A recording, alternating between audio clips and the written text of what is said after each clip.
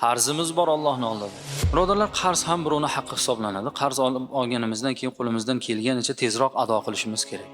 Qarz oluvchi odamga niyati xolis bo'lishi, qaytarib berish niyati bilan olishi, ana shundan Alloh taoloning rozi qilishini niyat qilishi shart hisoblanadi.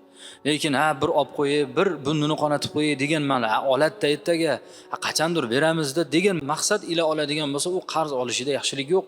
Qarzlar ham ikki xil bo'ladi. Bandasini o'rtasidagi qarzlar bo'ladi. Va yana ikkinchi turi banda bilan Robbisining o'rtasidagi qarzlar bo'ladi. Banda bilan bandaning o'rtasidagi qarzlar oldi berdilar yoki va'dalar yoki omonat yoki shartnomalar bo'lishi mumkin. Lekin banda bilan Allohning o'rtasidagi qarzlar nima edi? Ibodatlar va ahdlar hisoblanadi. Misol uchun nima deb so'raysiz? Bir kishi aytayapti: "Ey Xudo, bugundan boshlab ichmayman" dedi.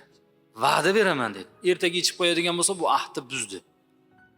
Bu Alloh bilan bandasining o'rtasidagi haqqi xiyonat qildi.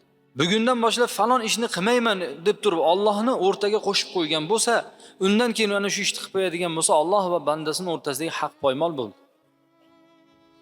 Ibodatlar ham xuddi shu birodarlar. Shuning uchun farz ibodatlarining nimasi bor? Farz ibodatlarini o'tkazib yuborsa, qazosi bor. Qazo haq bo'lgandan keyin qazo deb e'tibor qilinadi. Namoz o'qimadik 5 mahal, endi uni qazosini o'tab qo'yishimiz kerak. Qarzimiz bor Allohning oldida. Chunki nima edi? Biz mu'minmiz, la ilaha illalloh Muhammadur Rasululloh deganimizda, ey Xudo, seni iloh deb tan oldim, payg'ambaring Muhammad deb tan oldim, u keltirgan narsalarga iymon keltirdim, endi men va'da beraman amal qilishga deganmizda. Shu narsa o'tib ketgan. Iymon keltirganimizda. Demak, ana shu ham va'dami deydilar ulamolar. Va'da qilingandan keyin va'daga vafo qilish shart.